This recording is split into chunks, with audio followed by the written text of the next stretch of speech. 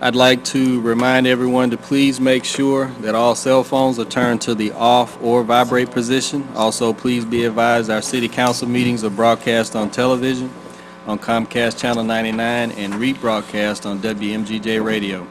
This meeting of the Gadsden City Council will now come to order. The chair calls on City Clerk Ivan Nelson for the roll call.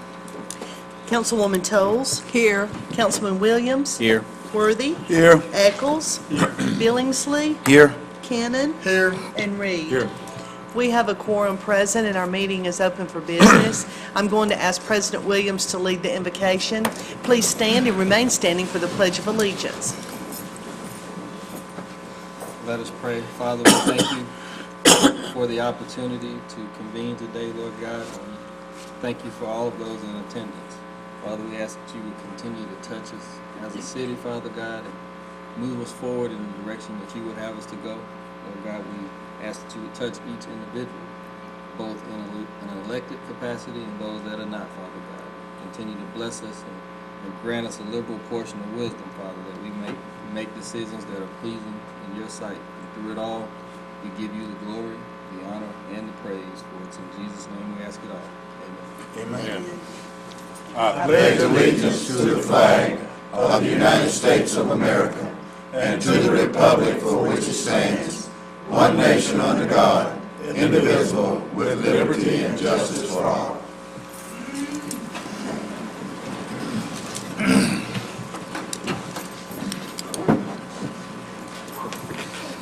The chair will entertain a motion to approve the minutes of the work session and city council meeting held on January 26th. So moved. Second. Clerk, will you take the vote? Those in favor, let it be known by saying aye. Aye. Those opposed, motion carries to approve minutes. The chair will entertain a motion to ratify payment of accounts for the week of January 22nd through the 28th. So moved. Second. Clerk, will you take the vote? Those in favor, let it be known by saying aye. Aye. Those opposed, motion carries to ratify payment of the accounts. Proclamations, Mayor? Unfinished business, we have item number 8A, which is an ordinance authorizing conveyance of property at 2322 Chancellor Avenue. This ordinance was presented last week for first reading. It is to clear up title issues. In 2008, the city had assigned nuisance abatement liens to Beck and Hunt Residential and had also acquired a tax deed. The city is being reimbursed for its cost of $1,053.15 and is releasing its interest in the property. The chair will entertain a motion to adopt this ordinance. So moved. Second. Okay, is there any discussion? Clerk, will you take the vote? Those in favor to adopt the ordinance, let it be known by saying aye. Aye. Those opposed, motion carries to adopt.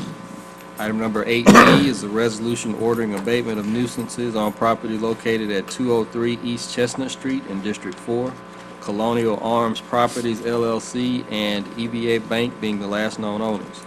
This resolution was tabled for 30 days on December 29th. What is the pleasure of the council? I move that we continue the 30 days for, they're working on the property, so give them another 30 days. Second. Okay, so we have a motion and a second for an additional 30-day table. Is there any discussion?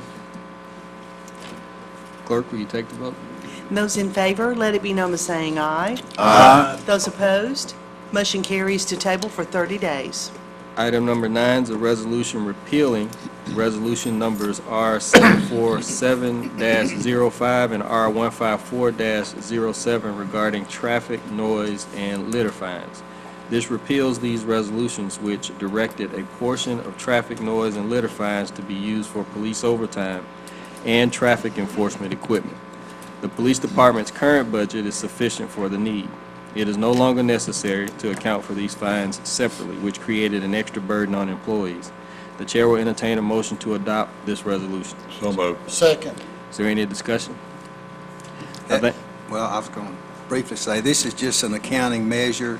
It's not going to say that we're going to stop doing any of that. We're going to continue on, but with technology, we've sort of been upgraded and we can keep up with it a lot easier. Okay. Thank you, Mayor. And I would like to say in the remarks later, I would like to say a few words about that, the litter in the neighborhood. Okay. All right, clerk, will you take the vote? Those in favor to adopt the resolution, let it be known by saying aye. Aye. Those opposed, motion carries to adopt. Okay. New business, is there any new business? Yes, Mr. President, I have one. It's Resolution 045. It's adopting the Create a Clean Water Future campaign to assist with the city's NPDES MS-4 permit. Ask for unanimous consent to consider. Second. Okay. Clerk, will you take the vote? Those in favor to consider the resolution today as an item of new business, let it be known by saying aye. Aye. Those opposed, consent has been granted. Yeah, I move to adopt. Second. Okay. Is there any discussion? Yes, this is I think it ought to simply, be said that we have, this is for stormwater, and the litter thing that we talked about is directly involved in a clean water. You can't have the litter run, and then there's all over the streets, and then it rains, goes down into there and goes into the river. So the litter is so important that we do everything we can to see that we get as much of it up as we possibly can. Mayor, I know you're going to do everything you can to do that. And the chief of police, he's going to be sure that his officers are. It's very hard to do. I know. I see it all the time. And, I don't know that there's anything that the average person can do except not throw it out. And in other words, can you call the police? Can you give them a tag number? Is there anything that you can do, Chief? We can look into it later on, but there's some aspects of determining who it was that did it, that may not be the person associated with the tag. Okay, that's all. Okay. this is to create the Clean Water Future campaign. This is what this resolution is. We'll know what Bob said. Okay. All right. Is there any additional discussion? Clerk, will you take the vote? Those in favor to adopt the resolution, let it be known by saying aye. Aye. Those opposed, motion carries to adopt. Is there any more new business? Department reports, committees, boards. Okay.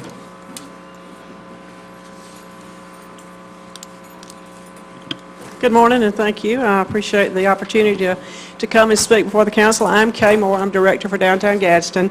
And I want to talk about the chili cook-off, but before I do that, I've got something that people have asked me a lot of questions about. In fact, I got a question this morning. We basically kicked First Friday off back off in March. But we do it in kind of a modified manner. But what we do in March, 4 years ago, our board voted on something that we're going to focus March and focus on all the nonprofit organizations in the city of Gadsden. So we call March First Friday Downtown Gadsden Gives Back. So if you know someone who has a registered nonprofit organization, registered with the IRS as a 501c3, and they want to come and participate in March First Friday, March the 4th, from 5 to 7, we don't say come and just hand out things. We invite people to come and talk to people about their organization. What do they do? Play a game. We've had the Boy Scouts that have made s'mores on the sidewalk before. We've had people bring cornhole games. So you get people over, you interact with them, and you explain what your nonprofit does. So I wanted to say that first because we do need to know. If I wait till I get up here the last, it's going to be too late. So we need to know if someone does have a nonprofit that wants to participate, call our office, 256-547-8696. And that way we're going to start on that right after we get through with the chili cook-off, which is this Saturday, February the 6th. Cooking, we have 23 teams that have registered. Cooking begins at as early as 7 o'clock. They have to have the chili ready by noon. We have our judges lined up and ready to go. The weather, if you look at it, is going to be beautiful. 30 degrees in that morning and up to about 54 degrees in the afternoon, and it says a 0% chance of rain. So it couldn't be any better, I think, for a good cup of chili. You buy tickets to this. They're $1 a ticket, and you get a small serving of chili. You can get 6 tickets for $5, and then you go around and you decide which chili you would like to taste. So the one with the most tickets wins the crowd favorite. We do have first, second, and third prizes awarded by the judges.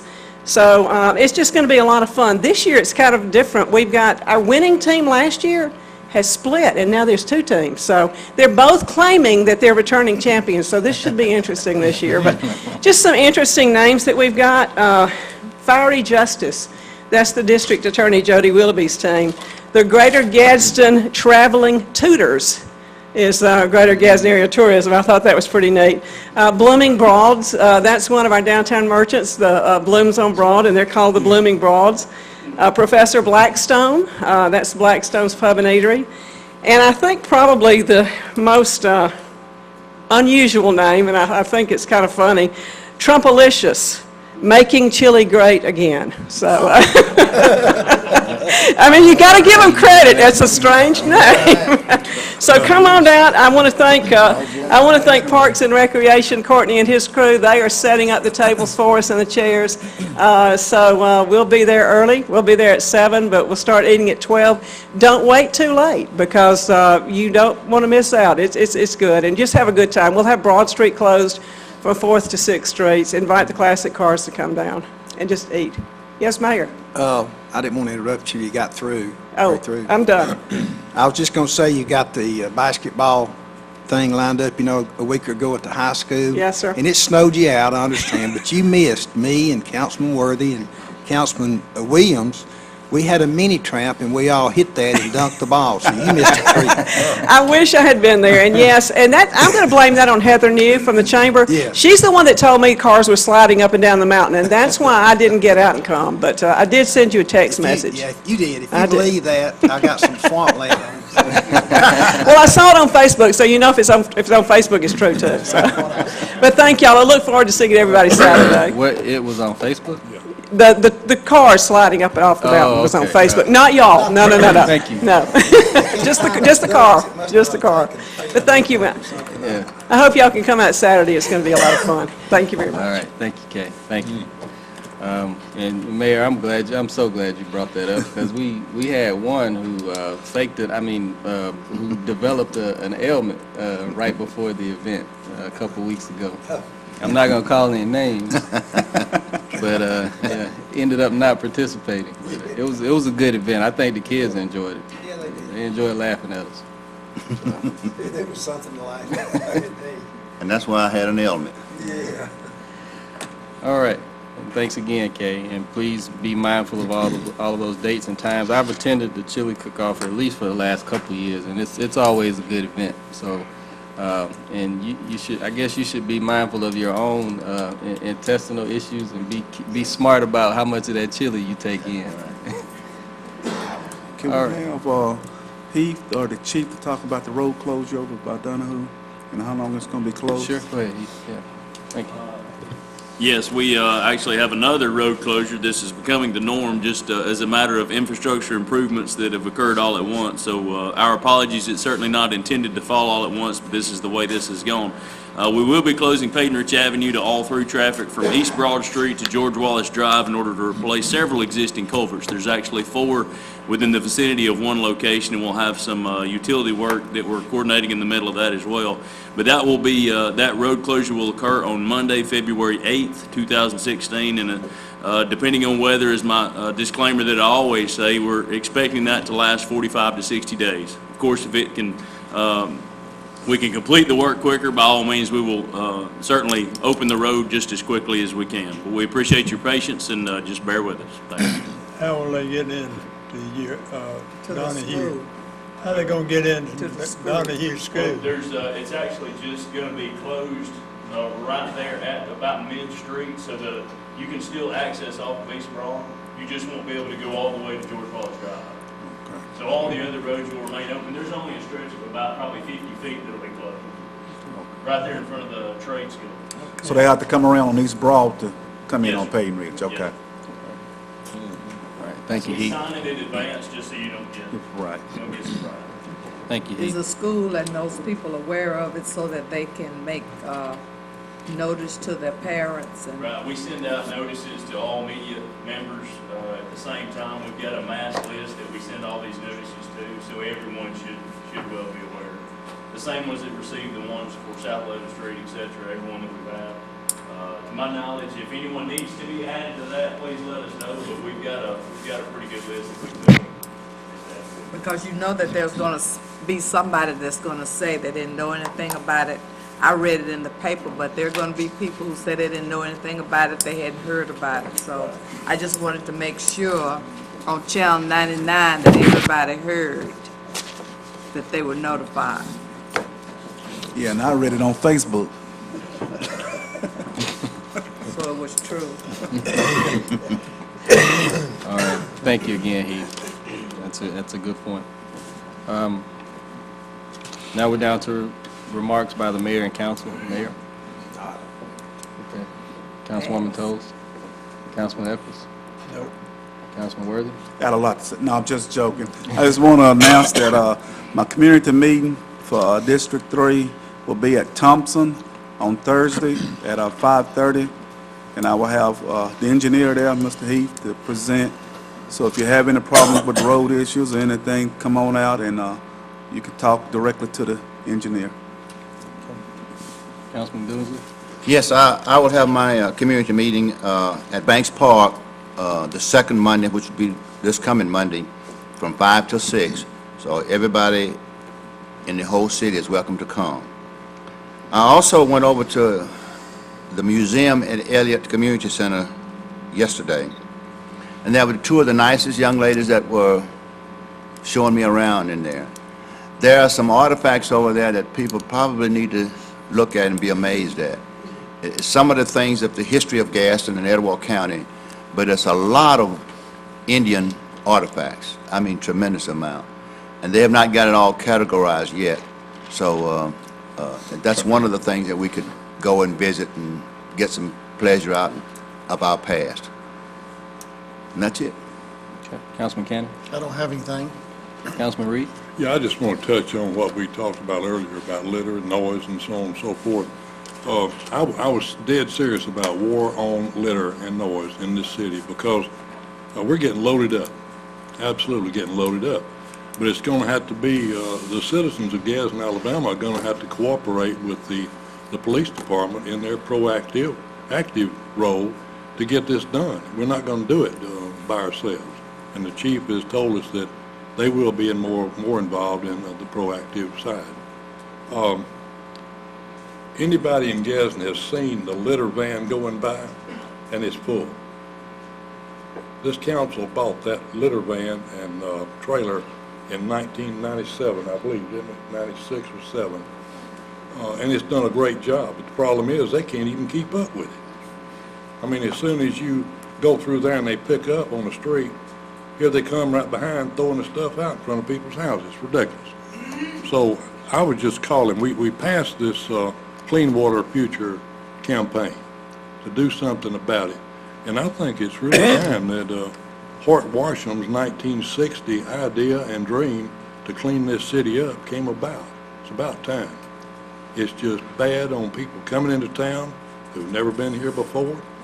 And anyway, I just think it's time, Mayor. We really need to buckle down, proactively get at it, but ask the citizens to get in there with us. Right. That's the secret to it. Don't throw it out to start with, like Bob said, Right. but at least be with it. You know, there's plastic bags everywhere.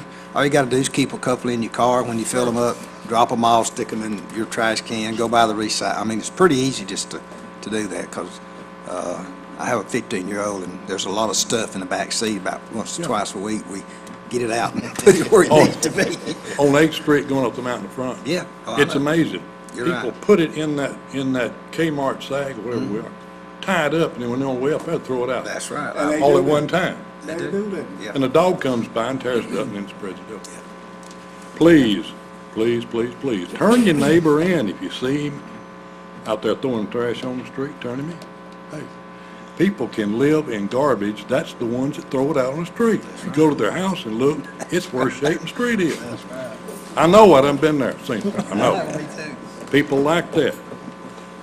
Pickup truck seems to be the biggest seller of automobiles. And people just throw big bags and so forth in the back of that truck. And then when they ride down the street, it blows out everywhere. And it would be nice if they would put it in a bag and tie it up and put it in there where it wouldn't blow out. Well, I have all the books from Hoyt Warsham's campaign in the 60s in my office, if that new group would like to have them, and I'm serious, he had beautiful ideas about how to do it. Trouble is, never got around to do it. Well, again, I think those are all points well made, and you know, we all get our share. Over the past couple of weeks, I've gotten both phone calls and Facebook messages from constituents in District 2 who are concerned about trash. I had one young lady who called because the neighbor behind her had actually dumped trash out in the alley, and they don't bother to maintain a can or do anything in terms of keeping the yards looking nice. And so I appreciate her for reaching out to us, and in all fairness to Public Works, they got right on it. Within a day or so, they were out there, they got it cleaned up. And if you think you're doing that and you're not being noticed, you're sadly disillusioned, because not only do our officers respond to it and monitor it, but Public Works is also monitoring that activity as well, in a lot of ways that I will not comment on right now, but they are monitoring that activity. So again, if you've got that kind of thing going on, don't hesitate to let City Hall know. I mean, you got two options. You can reach out to your elected official, or you can call the folks at Public Works, and either way works just as good. Council President, I said in a district meeting, you know, everybody has a phone and everybody has a camera on their phone. Start taking pictures, because I know in the Green Passes area, they were talking about there's somebody that's coming and trying to dump tires in that area. So I'm saying, you know, a lot of times people don't want to turn their friends in, or they don't want to be a snitch. But use your cell phone and take a picture of it, and you know, let your cell phone be the snitch, and turn these people in. But that's what one of the problems is. We talk about it, we see the people who do it, we know the people who do it, but then we don't want to say anything about it. So the problem continues. The problem continues. On a light note, I got to tell you this. I came out of Jack's one morning. A little girl was sitting in her car, and she got through eating the stuff. She just put it out on the ground. And I walked over and I said, "Why don't you pick that up?" She said, "Why should I?"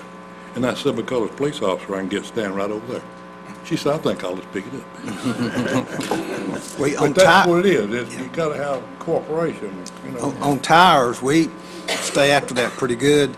There's some place you'll see them stacked up, but our nuisance and abatement, they know where they go. They're, you know, because we used to have to pick up a lot of dump tires, but that's sort of gone. But we try to keep up. It has to go to a special place, and we keep an eye with these companies. This is a truck that comes by night. They wait till people are sleep, or either they're in their houses, and so they come and they want to dump.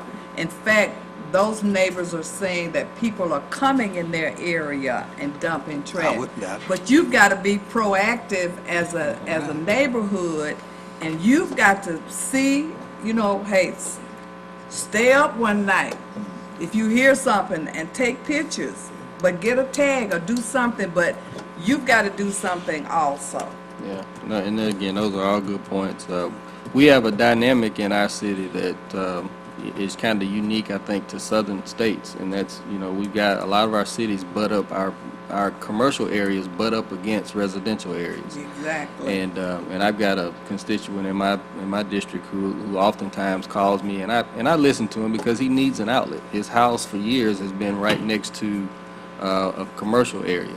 And so now that we're starting to grow in terms of some of the commercial activity, he's starting to see a lot of noise pollution, a lot of traffic pollution, and a lot of actual trash.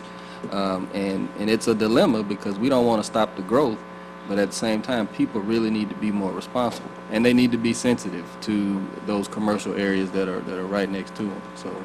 So again, we don't, you know, the phone calls are needed. We need to be made aware of what's going on. So definitely, when you are mindful of something like that, let us know. I got a call yesterday in my community on North 11th where people just dump, they don't have a trash can, so they dumping trash in their backyard. Even though they have it in a trash bag, that's still, you can't do that. You know, and I wish Brian was here to go over the procedure for that. But I called him, and he had his people from Nuisance and Abatement of Glass, 2 houses like that. One didn't have a trash can, one did, but they just piling the trash up. You know, even if it's on private property, you can call us, and we got ways of dealing with it. All right. The only other thing I have is is it today or tomorrow that the legislature goes into session? Is it today? Is it today? Okay. Legislature goes into session. If you don't know, I track an organization called A+ Education, which is A+ Education is very, very good about sharing information about education, and I encourage anybody who has a passion for education to kind of follow some of their communications. But there was a Senate bill that was petitioned ahead of the legislature. I think it was actually sent out on yesterday, and they don't go into session until today. But it's Senate Bill 60, and the intent of the bill is to repeal the Alabama Common Core requirements, or the Common Core standards. Now, I don't know where everybody is as it relates to the Common Core standards, but I think everybody would agree that we have a tremendous opportunity to raise the standards of our educational system in our schools, so that when our young people graduate, they're employable. And I don't think anybody that's really passionate about the quality product that we're putting out in our schools, I don't think anybody would disagree with that. So whatever your position is, please track this one to some degree. Watch it and make sure that you're reaching out to your legislators to see how they're voting as it relates to this one. But it's Senate Bill 60, and it was actually introduced by Senator Rusty Glover. And he introduced it early yesterday, which is actually, again, before, which I think says a lot. But again, please be mindful of that. And there are a number of other bills that will be introduced, obviously during this session. One thing I think you should kind of keep your eye on and temper your expectations. One, don't expect the lottery bill to get passed. It'll get introduced and debated to death, but it's not going to pass. And you can call me a prophet when it's all said and done, but it's just not going to happen. Don't expect any new taxes to get passed, because they're not. This group is not going to pass any new taxes. They're attacking our ability to manage the gasoline tax. Hopefully that won't happen, because we need that flexibility as a municipality. We get so many unfunded mandates until we would like to have some ability to manage our budgetary items and drive our revenues versus expenses. So please be mindful of that. And again, there are a number of other things, but stay on top of this stuff, because it's one thing, to get it from us, but it's another thing to kind of understand it yourself. So again, we want to encourage everybody to track it and follow it. Is there anything else? Okay, I entertain a motion that we adjourn. So moved. Second.